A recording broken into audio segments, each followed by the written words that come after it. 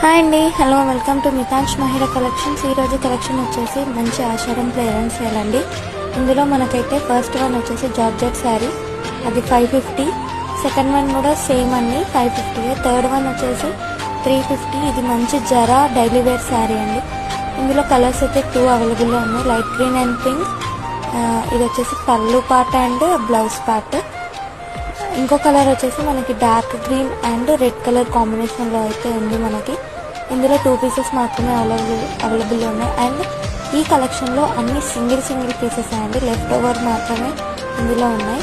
And last one వచ్చేసి మంచి worked blouse తోటి మంచి సాటిన్ శారీ అన్నమాట.